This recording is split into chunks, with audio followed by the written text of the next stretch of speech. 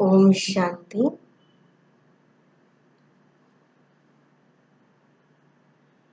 अपने आप को अलर्ट कर दें।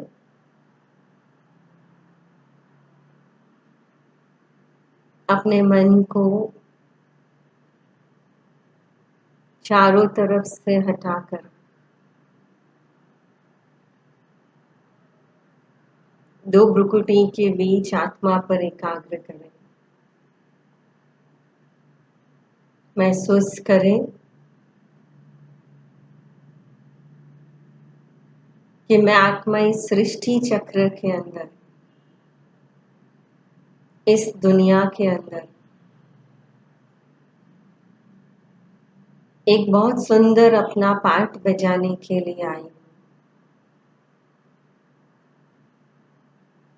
मुझ आत्मा का लक्ष्य बहुत ऊंचा है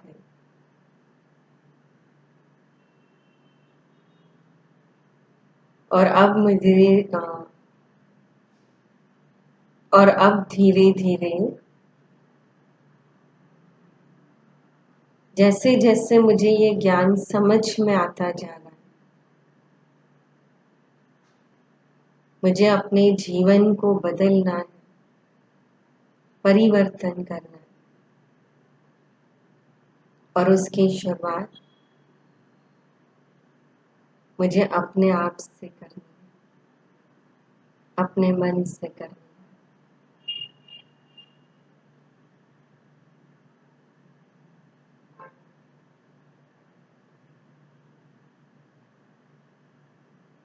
ओम शांति। ओम शांति। बहुत सुंदर इस ओम शांति का अर्थ है। ओम अर्थात मैं एक आत्मा हूं और शांति अर्थात मुझ आत्मा का स्वधर्म शांति है। मैं आत्मा परम धाम से इस सृष्टि के ऊपर आई। इस सृष्टि पर आकर मैंने अपना एक शरीर रूपी ड्रेस पहना। इस शरीर रूपी ड्रेस के साथ मुझे एक पार्ट मिला, एक रोल मिला और इस रोल को अब मैं आत्मा बजा रही हूँ। आज इसी को थोड़ा सा समझने की कोशिश करते हैं, क्योंकि जीवन में चलते चलते कई बार हमको ये प्रश्न होता है, जब हमारे साथ बहुत सारी गलत बातें होती हैं, जीवन में बहुत उतराव चढ़ाव आते हैं, तब सोचते हैं ऐसा मेरे साथ ही क्यों होता है। जीवन में बदलाव लाते लाते कई बार जब असफल होते हैं, सफल होने के लिए बहुत मेहनत करते हैं और वो मेहनत जब व्यर्थ चली जाती है, तो हम सोचते हैं कि क्या मेरा पार्ट ही ऐसा है। ऐसे बहुत सारे नेगेटिव थॉट्स हमें हराते हैं, डराते हैं। आज एक बहुत सुंदर चैप्टर हम देखेंगे जिसका नाम है सृष्टि चक्र। इसको चक्र कहा गया। जैसे हमने आगे भी कहा था कि इस पूरी दुनिया में 3 सत्ताएं अविनाशी हैं: आत्मा, परमात्मा और प्रकृति। हमने अब तक आत्मा और परमात्मा के बारे में तो देखा। अब आज हम थोड़ा सा प्रकृति के चक्र को समझने की कोशिश करते हैं। हम इस प्रकृति के चक्र को हम सृष्टि चक्र भी कहेंगे, लेकिन इसका चक्र है। चक्र क्यों कहा? Never ending. दुनिया में कई बार ऐसे क्वेश्चन होते हैं, पहले मुर्गी या पहले अंडा, पहले बीज या पहले पेड़, जिसका आंसर आज तक किसी को नहीं पता है। क्यों? क्योंकि ये एक चक्र है। चक्र का अर्थ होता है नेवर एंडिंग, कि जिसकी ना कोई शुरुआत है और न जिसका कोई अंत है। इसलिए उसको कहा जाता है चक्र। और ऐसे बहुत सारे चक्र हमने अपने जीवन के अंदर पास किए हुए हम देखते हैं।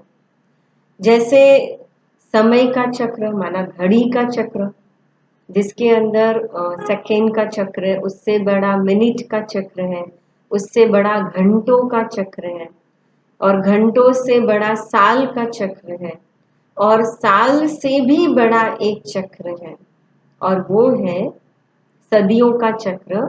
और सदियों से बड़ा चक्र है कल्प का चक्र। कल्प माना एक पूरी दुनिया का एक साइकिल, जिसके बारे में आज हम देखेंगे। पर इस चक्र की जब हम बात करते हैं तो इस चक्र के साथ और भी बहुत सारे चक्र जुड़े। जैसे मौसम का चक्र है, मौसम के चक्र के साथ जल चक्र जुड़ा हुआ है, फिर जीवन और मृत्यु का चक्र जुड़ा हुआ है। हमने इन सारे चक्र को अपने जीवन के अंदर खुशी खुशी हमने स्वीकार किया। क्यों स्वीकार किया? और बहुत सहज स्वीकार किया, क्योंकि हमने ये सारे चक्र को जिया है, अनुभव किया है। जैसे फॉर एग्जाम्पल, अगर मैं आपको पूछूं कि 1 मिनट में कितनी सेकेंड, तो आप कहेंगे 60 सेकेंड, है ना। अगर मैं आपको पूछूं 1 मिनट, 1 घंटे में कितनी मिनट, आप कहेंगे 60 मिनट। एक दिन में 24 घंटे, कैसे हुआ? किसने डिसाइड किया? तो जरूर किसी ना किसी ने तो डिसाइड किया होगा। अगर मैं आपसे आर्ग्यूमेंट करूं कि जिसने भी ये चक्र बनाया, घड़ी बनाई, उसने 24 घंटे क्यों लिए, 25 घंटे क्यों नहीं लिए?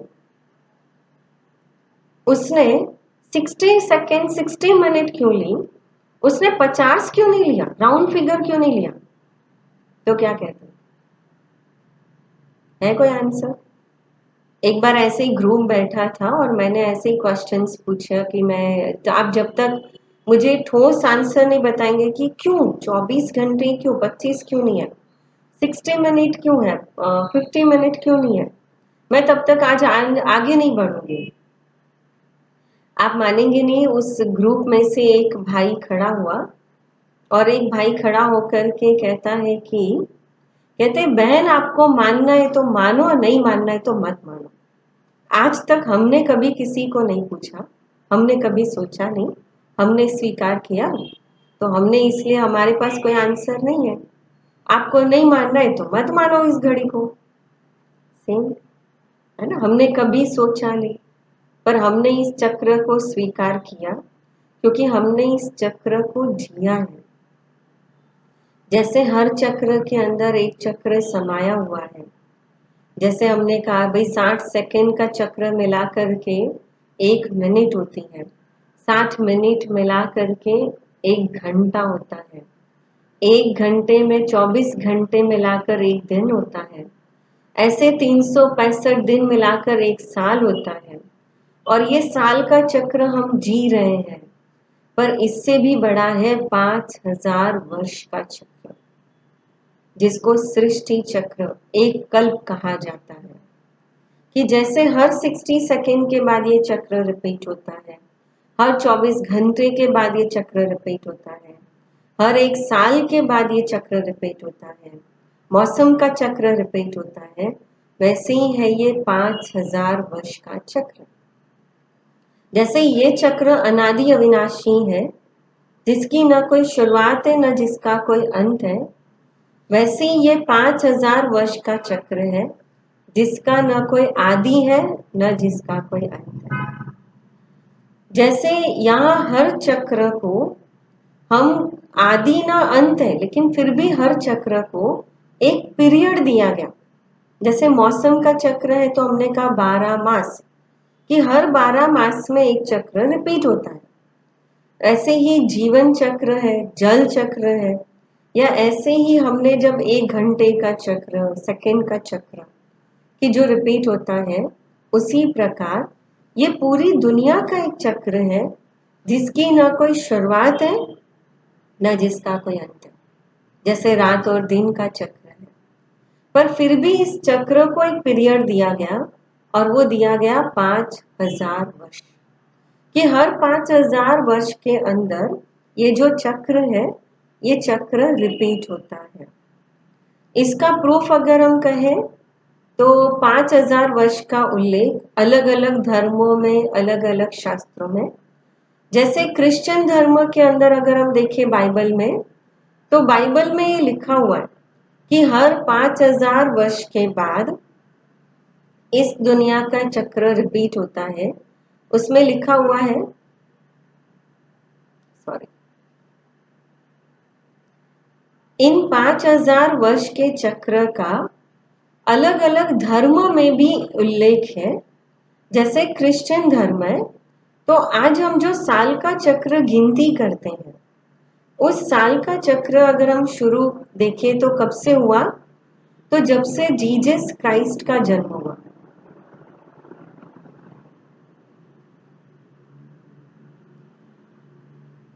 जब से जीसस क्राइस्ट का जन्म हुआ तब से हमने ये साल गिनना शुरू किया, 1 साल, 2 साल, 3 साल, और आज हम 2020 तक पहुंचे। और बाइबल में ये लिखा हुआ है कि जीसस क्राइस्ट के जन्म के लगभग 3000 वर्ष पहले भारत में पैराडाइज था, या दुनिया में पैराडाइज था। तो अगर हम काउंट करें तो लगभग 3000 और ये 2000, 5000 वर्ष हो गए। भगवत गीता में भी लिखा हुआ है हर 5000 वर्ष के बाद ये महाभारत युद्ध लिखा हुआ है। उसमें भी लिखा है रिपीटेशन के बारे में, यदा यदा ही धर्मस्य ग्लानिर्भवति भारत, यदा यदा माना जब जब। और उसमें भी लिखा है कि इस महाभारत युद्ध को हुए लगभग 5000 वर्ष हुए। और उसके बाद कुरान में भी लिखा हुआ है हर 5000 वर्ष के बाद खुदा खुद इस धरती पर आता है और इस धरती पर आकर के हर इंसान की कब्र खोदता है, जिसको उन्होंने बहुत सुंदर कयामत का समय कहा, कि कयामत के समय में हर इंसान की कब्र खोदता है, अर्थात कि 5000 वर्ष का चक्र। तो जैसे आपने मुझे कहा कि मैंने जब कहा कि भाई आप रीजन बताओ, क्यों, प्रूफ दो, तो आपने कहा जैसे मानना है तो मानो, नहीं मानना है मत मानो। बिल्कुल वैसे ही अब मैं आपको ये कहती हूँ कि ये सृष्टि का चक्र 5000 वर्ष का है, अर्थात एक चक्र कंप्लीट होने में 5000 वर्ष लगते हैं। तो सेम आपको मानना है तो मानो, नहीं मानना है मत मानो, है ना। लेकिन ये है। अच्छा, अब अगर हम थोड़ा सा इसको और डिटेल में देखें इस चक्र को, जैसे यहाँ हर चक्र के अंदर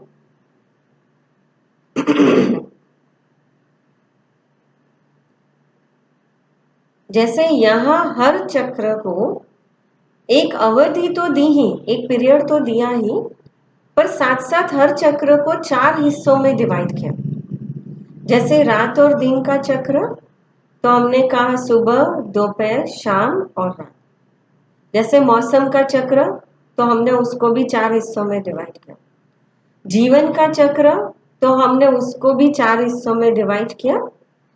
हमने कहा बाल्य अवस्था, युवा अवस्था, सीनियर सिटीजन वानप्रस्थ अवस्था और वृद्धावस्था, फिर उसके बाद वापस बाल्य अवस्था।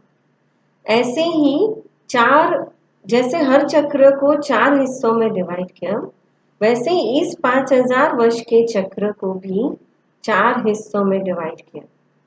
सतयुग, त्रेता युग, द्वापर युग और कलयुग।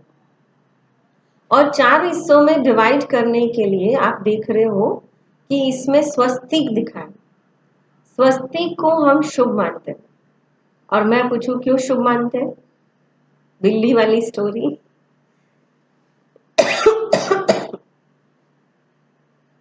बिल्ली वाली स्टोरी, अर्थात कि ऐसा न हो कि कहीं हम अंधश्रद्धा के कारण हम इसको सिर्फ शुभ मानते हो, नहीं। स्वस्तिक को इसलिए शुभ मानते हैं क्योंकि संस्कृत में स्वस्तिक को कहते हैं सु अस्थि।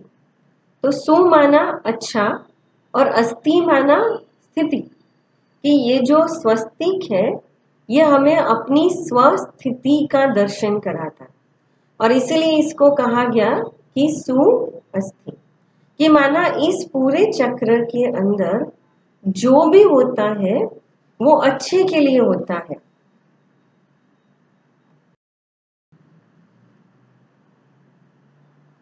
तो स्वस्तिक को शुभ माना जाता है, अर्थात कि इस पूरे चक्र के अंदर जो भी होता है वो शुभ होता है, अर्थात कल्याणकारी है। एक कहानी बताते हैं जो आपने हमेशा सुनी भी होगी काफी बार। कहते हैं एक बार एक अकबर और बिरबल शिकार के लिए जा रहे थे। तो जब तैयारी कर रहे थे तो तैयारी करते करते जो अकबर है उसका अंगूठा कट गया।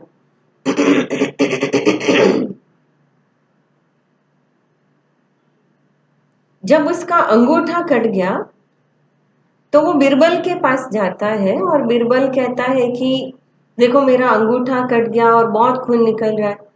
तो बिरबल बहुत सहज भाव से कहता है कि अरे घबराइए नहीं महाराज, चलो बहुत छोटी सी चोट है, जो हुआ अच्छा हुआ, ठीक हो जाएगा, चलो हम शिकार के लिए निकलते हैं। अकबर को बहुत गुस्सा आता है, मुझे अंगूठा कट गया, खून निकल रहा है और ये कहता है जो हुआ अच्छा हुआ।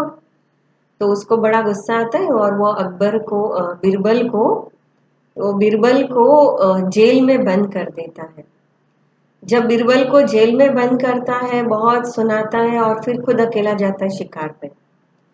जब अकेला शिकार पर जाता है तो वो सैनिकों से रास्ता भटक जाता है और एक आदिवासी किलों में पहुंच जाता है, एरिया में पहुंच जाता है कि और उस आदिवासियों का उस दिन कोई शुभ दिन होता है और वो आदिवासी किसी नर बलि को ढूंढ रहे होते हैं उनकी देवी को बलि चढ़ाने के लिए, और उनको मिल जाता है ये अकबर।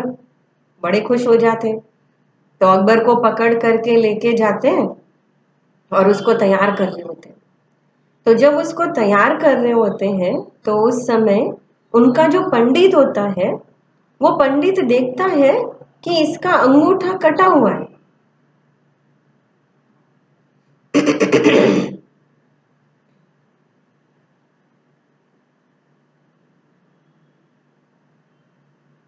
तो जब देखता है कि अंगूठा कटा हुआ है तो वो कहता है आदिवासियों को कि भाई ये बलि नहीं चढ़ सकता क्योंकि ये खंडित बलि है। अगर हम इसको बलि चढ़ाएंगे तो देवी स्वीकार नहीं करेगी, तो अब क्या करें। तो वो जो आदिवासी होते हैं वो अकबर को जहां से ही पकड़ा होता है तो वहां से ही उसको वापस छोड़ देते हैं, और लकीली उधर ही छोड़ते जहां से वो रास्ता भटका होता है। तो जब वो वापस महल आ रहा होता है तो उसको बिरबल की वो बात याद आती है कि नहीं, बिरबल ने जो कहा था कि जो होता है अच्छे के लिए होता है, कि आज अगर ये अंगूठा नहीं कटा होता तो शायद मैं मर जाता, मेरी बलि चढ़ जाती।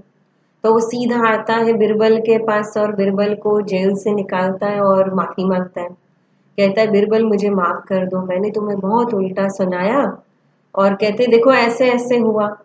तो बिरबल कहता है कि महाराज मैं तो अभी भी वही कहता हूँ कि आपको माफी मांगने की बिल्कुल जरूरत नहीं है। क्यों? क्योंकि जो हुआ अच्छा हुआ। तो अकबर कहता है उसमें क्या अच्छा हुआ, मैंने तुमको इतना बुरा भला कहा, तुमको जेल में बंद कर दिया। तो बिरबल कहता है कि अगर आप मुझे जेल में बंद नहीं करते तो मैं आपके साथ होता, तो आप तो खंडित बलि करके बच जाते, पर मैं कहाँ जाता, मैं मर जाता। तो कहने का भाव, जैसे ये कहानी में कहा कि जो होता है अच्छे के लिए होता है, और इसीलिए आपने भगवत गीता जो 18 अध्याय है, अगर उसका सार आपने देखा हो जो चंद लाइनों में कहा जाता है, तो वो सार में भी यही कहा जाता है, जो हुआ अच्छा हुआ, जो हो रहा है वो भी अच्छा हो रहा है, आगे जो होगा वो भी अच्छा होगा। हमने आज तक कितनी बार ये सार पढ़ तो लिया, पर हमने कभी उस सार को जीवन में अनुभव नहीं किया। और ये जो सृष्टि चक्र है, स्वस्तिक है, हर शुभ कार्य करने के पहले स्वस्तिक का निकालना हमें ये ज्ञान देता है, समझ देता है कि हर कार्य करने के समय के साथ साथ कोई ना कोई परिस्थितियां जरूर आती हैं, और उन परिस्थितियों में हम अपने मन को हिलाने के बदले हम बार बार ये ध्यान रखें कि जो होता है अच्छे के लिए होता है। और जब हम संकल्प में ही सोचेंगे जो होता है अच्छे के लिए होता है, तो होना ही है। जो सोचेंगे वैसा बनेंगे, और जैसा सोचेंगे वैसा होगा। और इसीलिए स्वस्तिक में आप देख रहे हो सबसे पहला जो पंख है वो है सतयुग, है ना, जिसका आशीर्वाद के रूप में दिखाया है। नाम ही है सतयुग। आप देखेंगे सतयुग और त्रेता को स्वस्तिक के राइट साइड दिखाया है, अर्थात कि हम आत्माएं जब परम धाम से नीचे आती हैं, इस सृष्टि चक्र में आती हैं, इस शरीर रूपी ड्रेस हम अपनी लेते हैं, तो सबसे पहले हम सतयुग के अंदर आते हैं। और सतयुग वो समय है कि जहां आत्मा और शरीर दोनों प्योर तो है, लेकिन आत्मा की बैटरी 100% चार्ज है। जैसे एक एग्जाम्पल है कि जैसे हमने शरीर में या शरीर के ऊपर हमने कभी अगर नई घड़ी पहनी हो, हमने नई ड्रेस पहनी हो, नई चेन पहनी हो, तो आपने अनुभव किया होगा कि जब हमने वो नया पहना होता है तो हमारा बार बार वो कॉन्शियस होता है कि हमने आज कुछ नया पहना है। कई बार तो ऐसा होता है कि हम जब वो पहना और पूरा दिन होते तो सामने वाले को बिना कहे पता चल जाता है कि आज इन्होंने घड़ी नहीं पहनी, क्योंकि हमारा ध्यान बार बार वो नई घड़ी के ऊपर या नई चेन के ऊपर जा रहा होता है। तो हमारा कॉन्शियस सामने वाले का अटेंशन भी खिंचवा देता है, और इसलिए कॉन्शियस है क्योंकि वो शरीर के ऊपर कुछ नया है, तो हम वो कॉन्शियस अनुभव करते हैं। उसी प्रकार जब मैं आत्मा परम धाम से इस दुनिया में आती हूँ, इस शरीर में आती हूँ, तो मुझे भी बार बार ये कॉन्शियस रहता है कि मैं आत्मा हूँ और ये मेरा शरीर है। जैसे वो पहनी हुई चीज धीरे धीरे धीरे धीरे थोड़े दिनों के बाद वो कॉन्शियस ही खत्म हो जाता है कि वो चीज हमने पहनी है।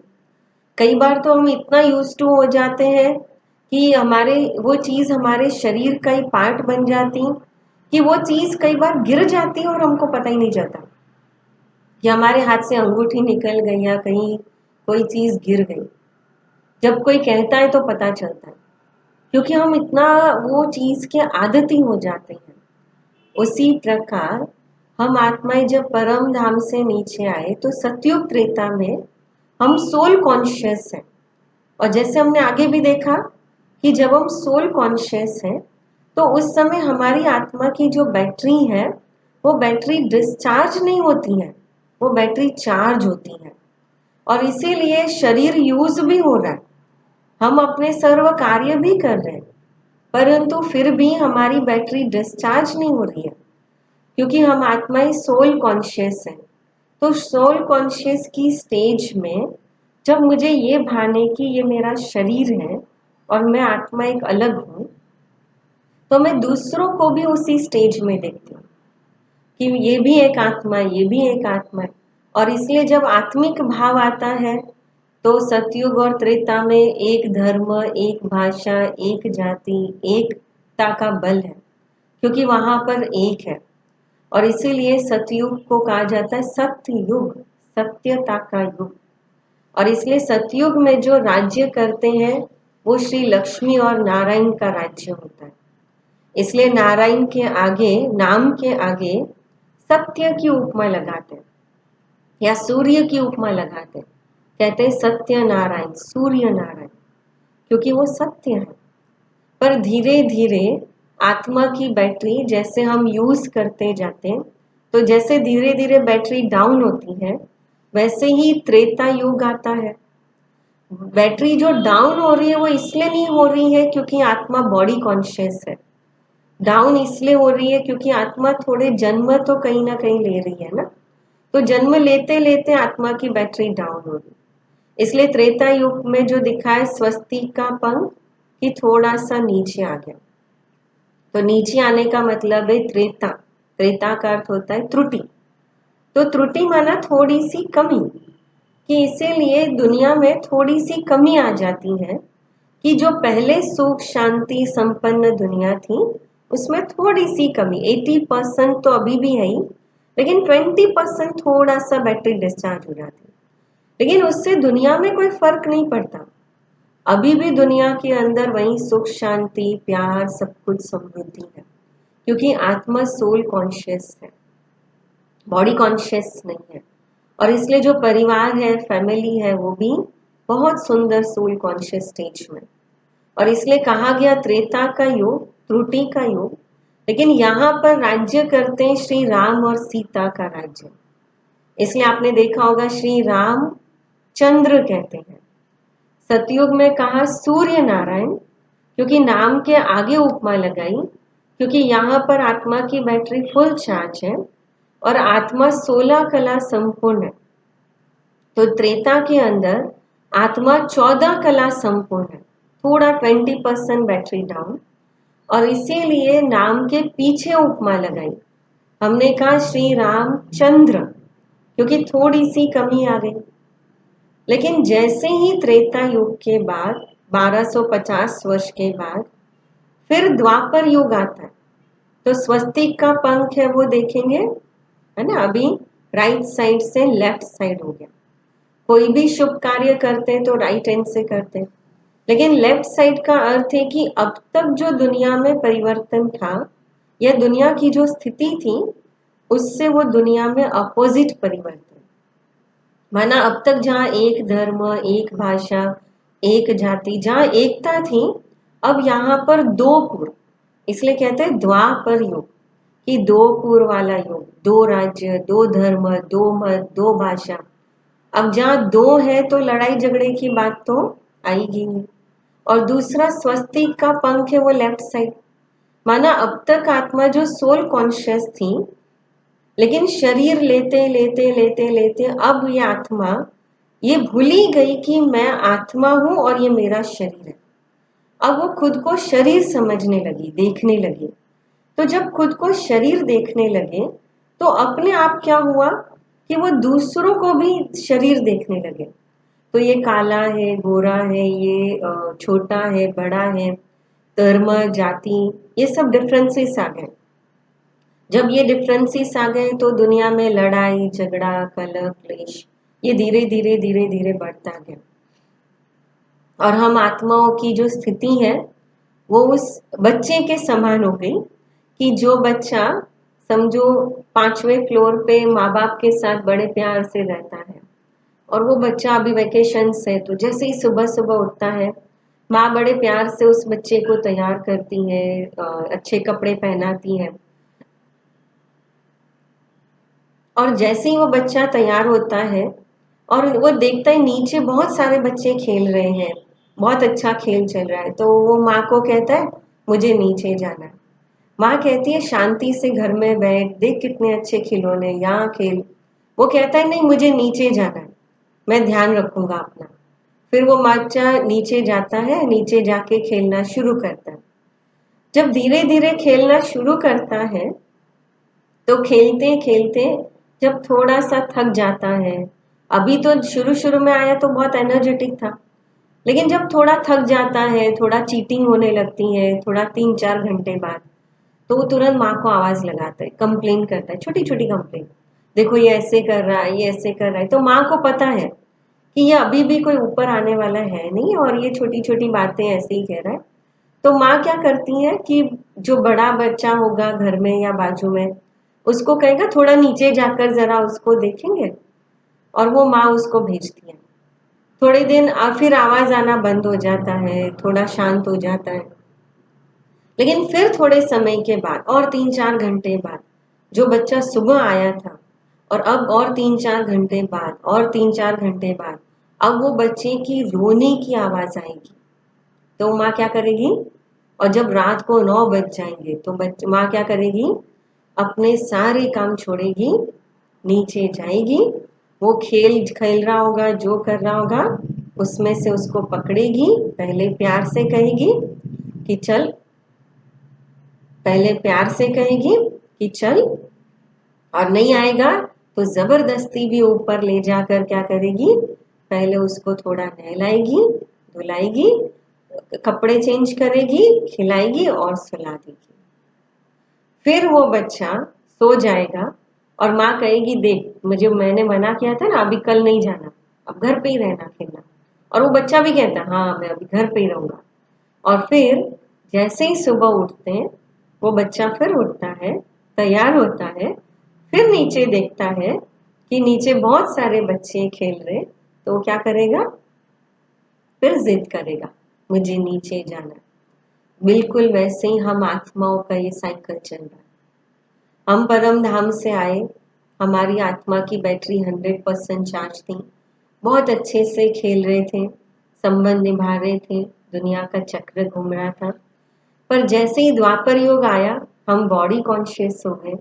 बॉडी कॉन्शियस के साथ बहुत सारी बीमारियां, काम, क्रोध, लोभ, मोह, विकारों की बीमारियां आत्मा के साथ जुड़ गई, आत्मा में आ गई। और जब दर्द आया, दुख आया, तो हमने भगवान को याद करना शुरू किया, हमने भक्ति करना शुरू किया, हमने देवी देवताओं की आराधना करना शुरू किया। पर कहीं ना कहीं वो परिचय अधूरा था, और इसीलिए धर्म स्थापक आए।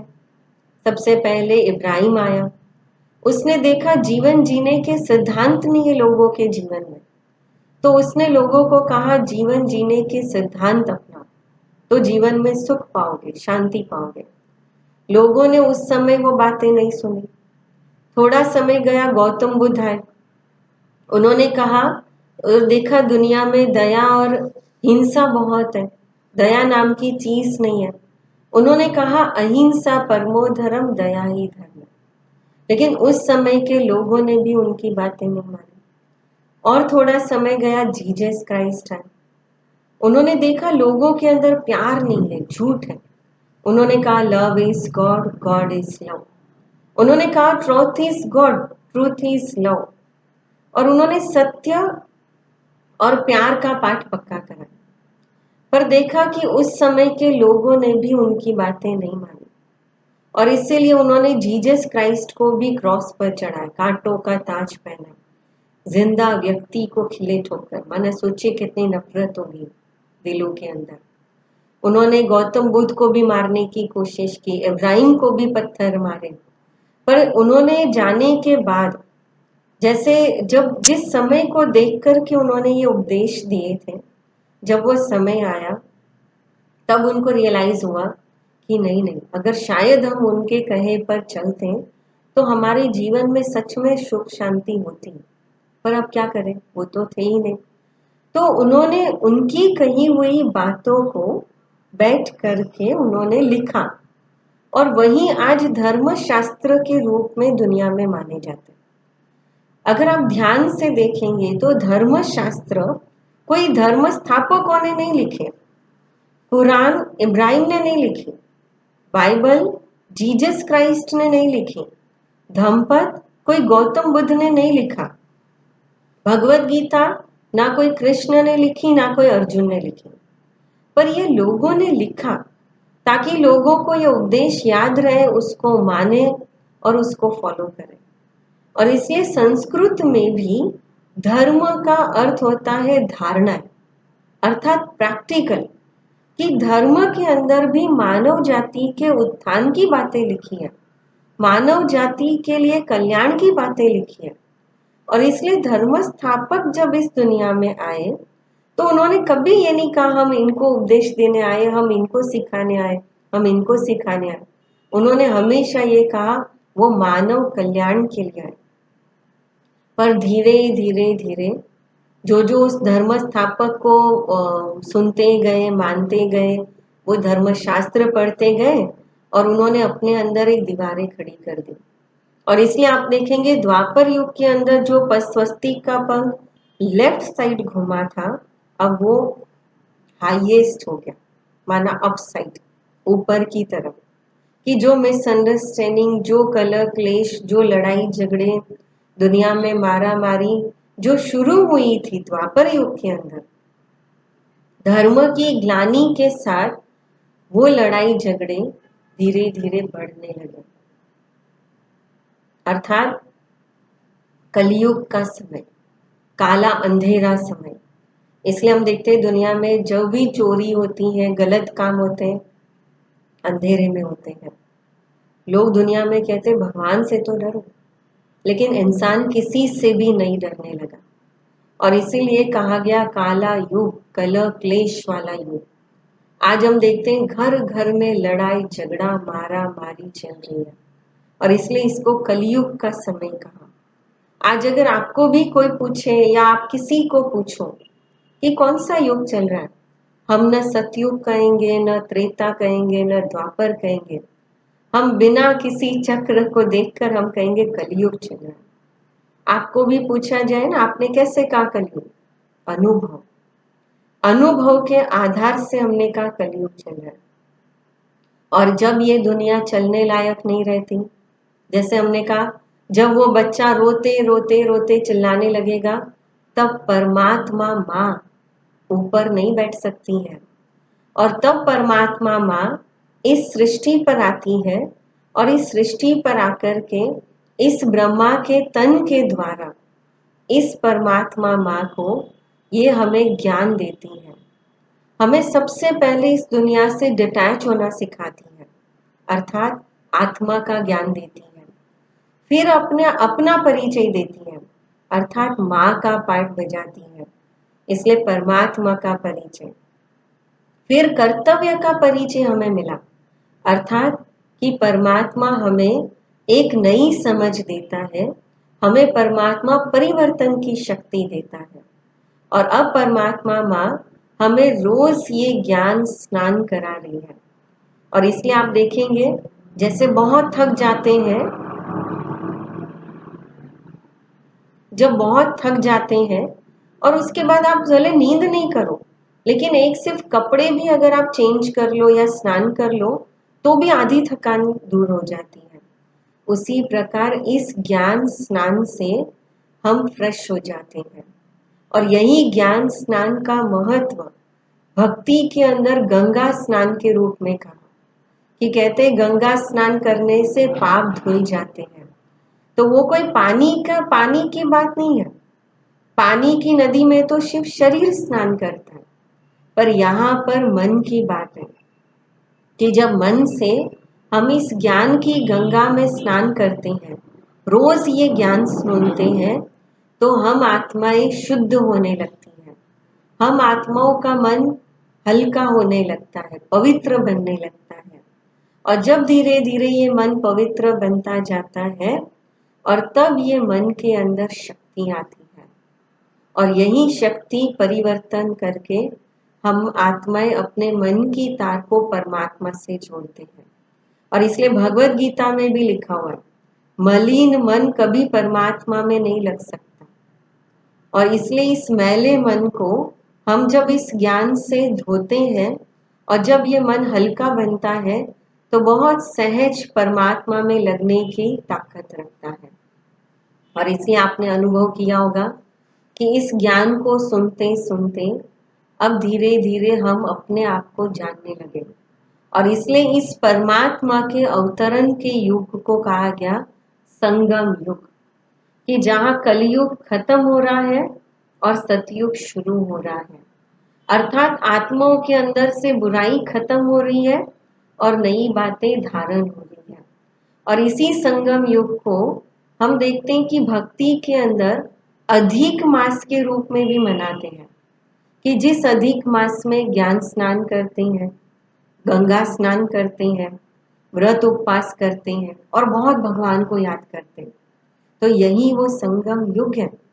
अभी हमारे लिए यही संगम युग चल रहा है, कि जब परमात्मा आकर हमें बुराइयों का व्रत करना सिखाता है, इस दुनिया में रहते हुए भी ऊपर वास करना सिखाता है, उपवास कराता है। और यही संगम युग पर अधिक मास के अंदर हम जितना परमात्मा को याद करेंगे, आत्मा श्रेष्ठ संकल्पों के साथ अपने मन के अंदर श्रेष्ठ संस्कारों से संचित होती है और यही आत्मा फिर परम धाम जाने के बाद सतयुग में जाने के लायक बनती, अर्थात हमारी आत्मा रूपी बैटरी 100% चार्ज हो जाती। लेकिन इस समय के साथ साथ कर्म का संबंध बहुत गहराई से जुड़ा हुआ है। अगर समय और कर्म को हम नहीं पहचानेंगे कि कौन से समय पे कौन से कर्म करने, तो कहीं हम पीछे रह जाएंगे। जैसे एक बच्चा है और एक बच्चे के समय में उसका पढ़ाई पर ज्यादा अटेंशन होना चाहिए। समझो अगर वो बच्चा पढ़ाई करता है लेकिन उसका पढ़ाई में मन नहीं लगता है और उसको लगता है कि मुझे बहुत कमाई करनी है, पैसे कमाने, वो पढ़ाई छोड़ करके पैसे कमाना शुरू करता है। जब उसके जीवन के अंदर पैसे कमाने का समय आएगा, माना 25-30 साल का समय आएगा, तब उसको महसूस होगा कि काश मैंने और थोड़ी पढ़ाई कर ली होती तो मैं और पैसे कमा सकता था। पर क्या होगा? अब कुछ नहीं कर सकता, पश्चाताप का समय। अब वो समय है कि वो जो कमाई कर रहा है, जो जोश से वो अपनी कमाई को जमा कर रहा है, तो थोड़ा जमा भी करे और बचत भी करे, ताकि सीनियर सिटीजन या उस वानप्रस्थ अवस्था में उसको काम लगे। पर वो जो कमाई करता है वो खा रहा है, पी रहा है, उड़ा रहा है, जमा नहीं कर रहा है।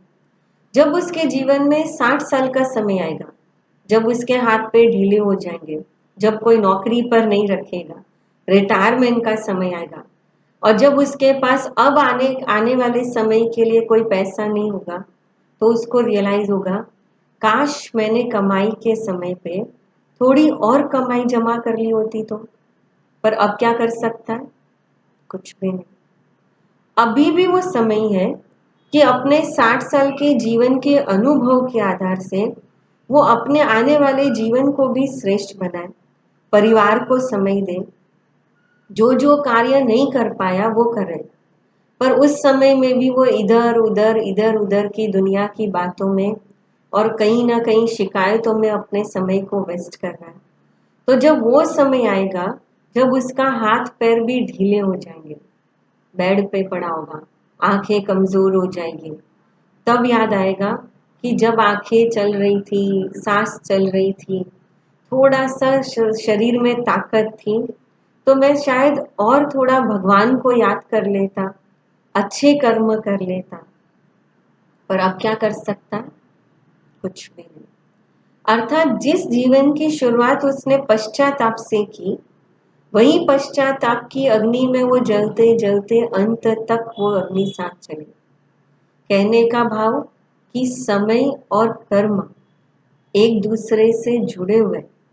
अगर समय को पहचान कर हमने अपने कर्म को परिवर्तन नहीं किया, हमने अपने कर्म को नहीं बदला, तो हम यही पश्चाताप की अग्नि में समय को व्यर्थ गवाते रहेंगे।